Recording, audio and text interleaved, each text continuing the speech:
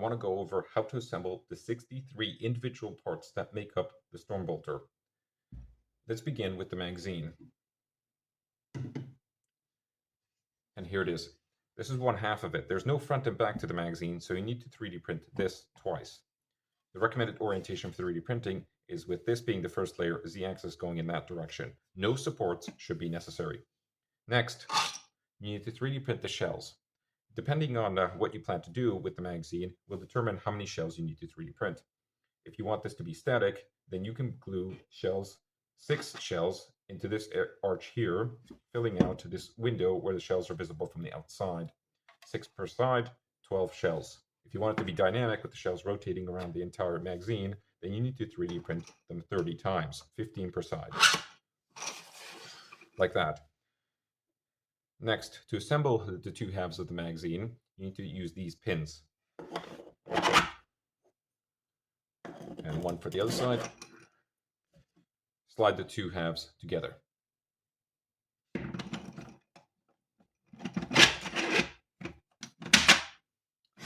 And there we go.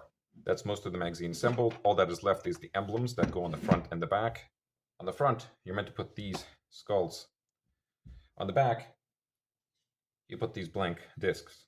Most likely, people will remix these emblems, putting their own chapter logos or what have you on this area. So I kept this area flat for ease of 3D printing, but it also makes it easy for you to remix these if you want to put your own emblems in this area. That concludes the magazine's assembly. I will glue these onto the front and back off camera.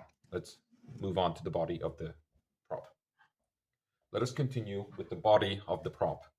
And here it is.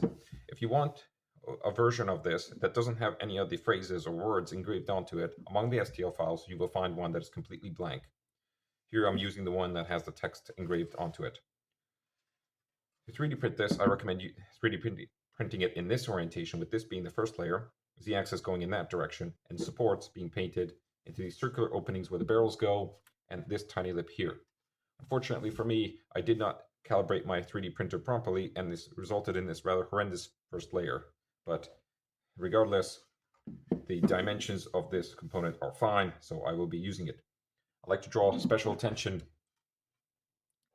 to these two tabs here that will become relevant later. Hopefully you can see them in the light. There's one there and one there. And as well as the inside the prop, where I've modeled a slight incline on the inside, and I did this on purpose so you won't have to put any supports here, and you really shouldn't, since this is where the magazine goes, and it's very important that this area on the inside remains smooth for a smooth operation of the latch. So let's assemble the latch mechanism.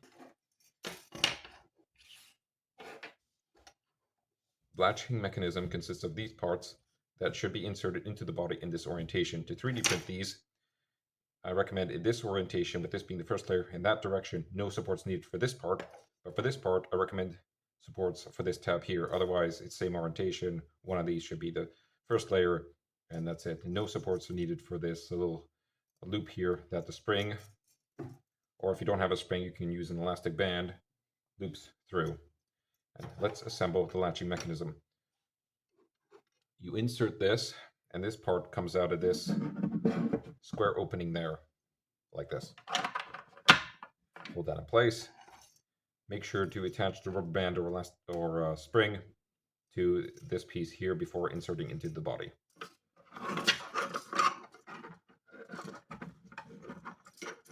Make sure this area, this 90-degree angle, comes in contact with this area here.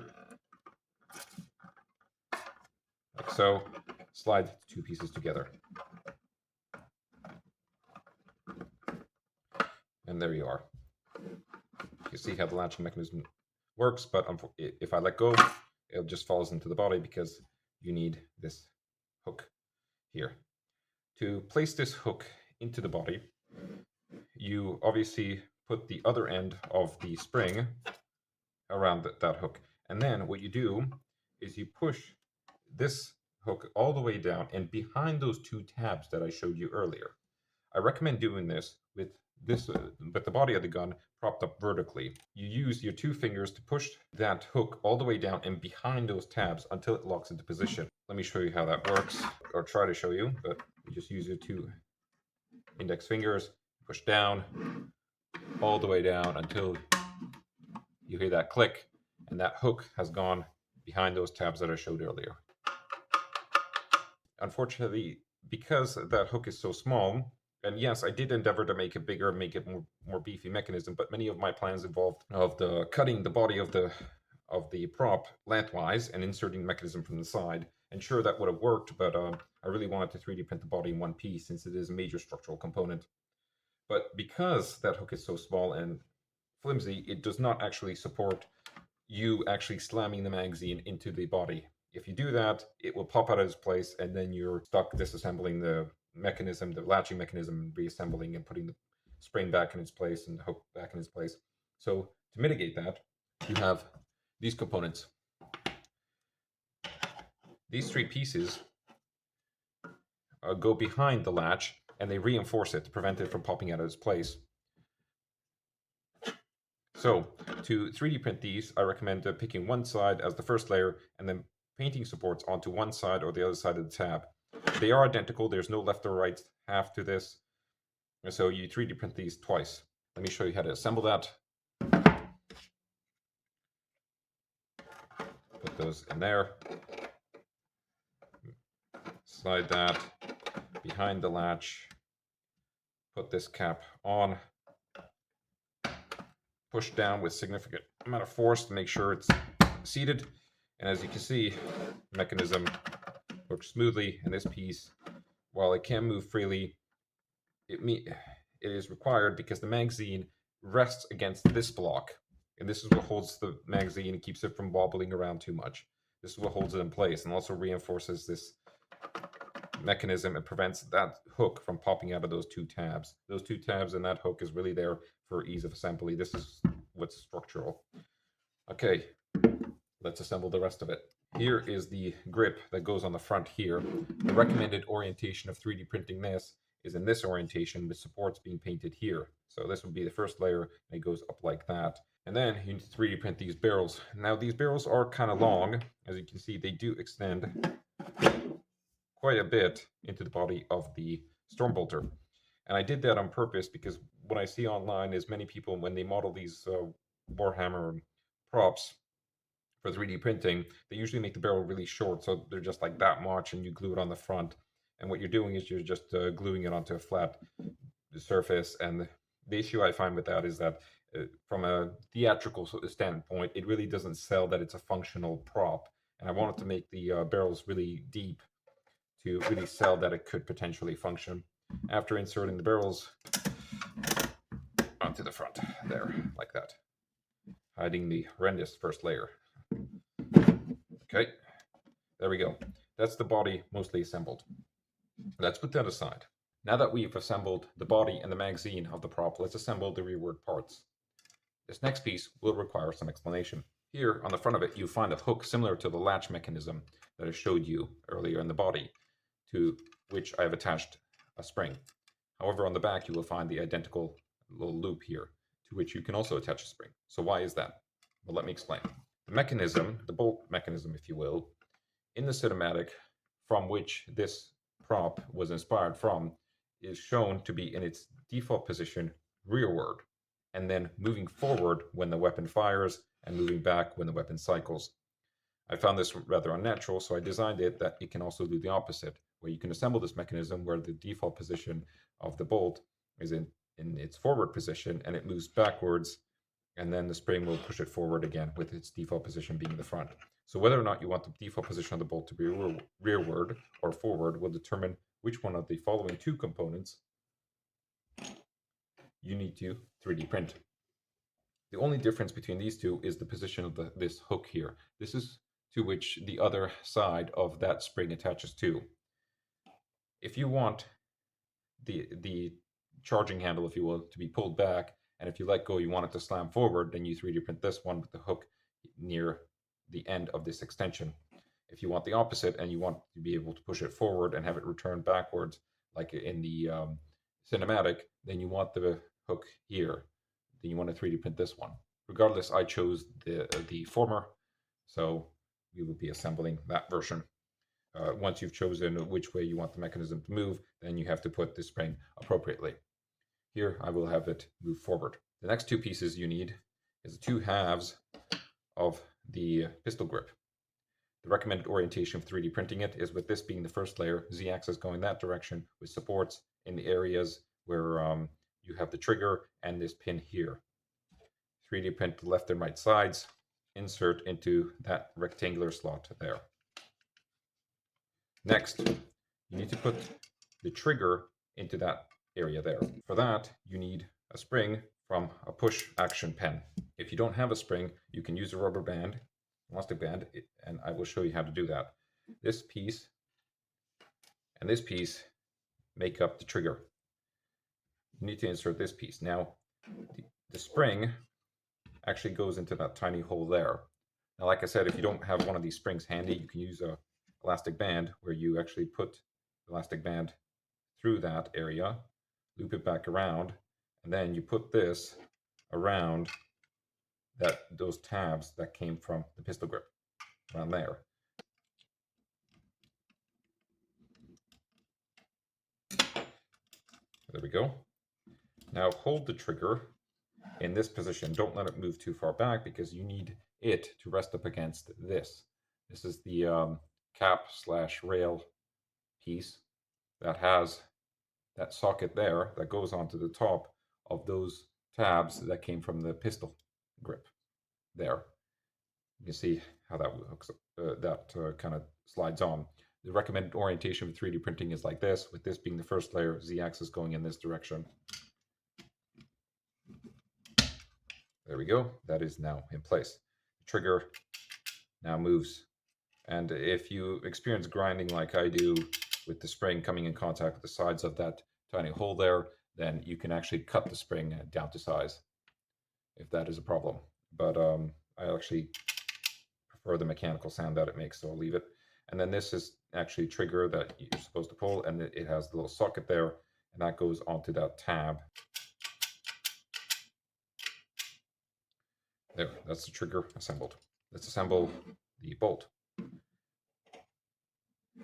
Put this piece there. And then, before you attach the spring to that hook, you need to 3D print these knobs. Now, the recommended orientation for 3D printing this piece is actually upside down, like that, with supports in this area here. Supports there, and like this. Do not put any supports into those sockets there on either end. The recommended orientation for 3D printing this is with this being the first layer, Z-axis going in that direction. Now these tabs, they will slide freely into this area here. When it comes to these knobs, there is a left and right side to them, and I'll show you how you can determine which one is which.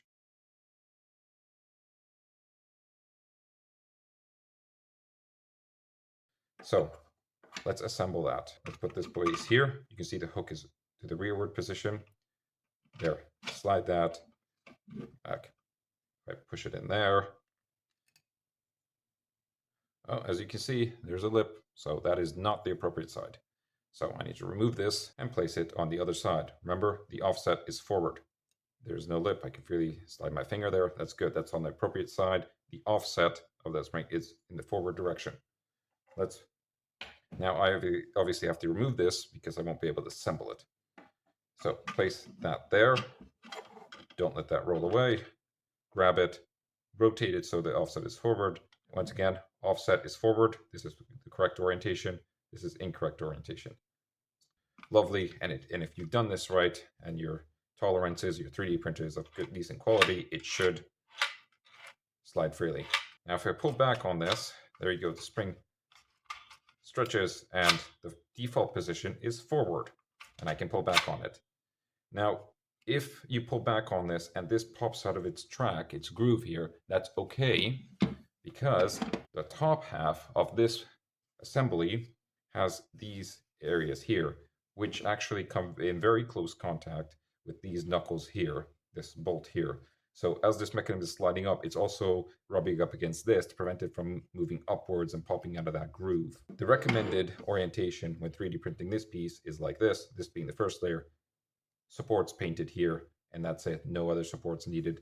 Don't put any supports on these two hooks here. To assemble this, you need to 3D print 2 of these squares, or rectangles, actually, that go into these holes here.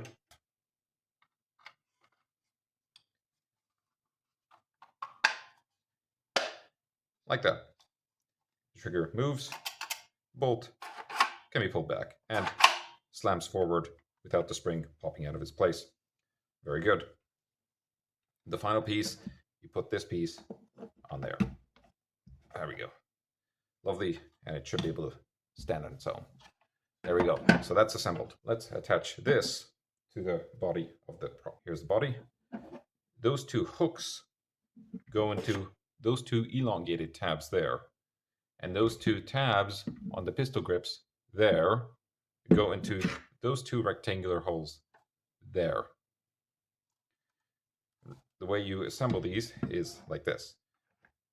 Put these 2 pieces like this. You move them up until those 2 hooks go into those rectangular sockets. And then by lining up these 2 tabs of the pistol grip, you push up the pistol grip slightly, push up the entire assembly. And then it might flex a little bit, that's fine. Okay, there we go. Some glue might be required to hold it in place, but you should be able to hold the entire gun like that. So far, we've used 0 glue. Next, insert the magazine. You should be able to slam it home. There we go. Lovely click, and the magazine is in its place. To release the magazine, inside the pistol grip, you'll find in front of the trigger. So what you do, this little tab here that pokes out, that's part of the latching mechanism. So here's the trigger, push forward, and the magazine should drop freely out of the prop. So all you have to do is extend your index finger. There we go. All that's left is this area here. I've left this area flat since this part also contains various aesthetical parts. The sights and these 2, which need to be glued in place, but I can imagine people are going to remix these, put their own chapter logos and emblems in this area. So I left this area flat.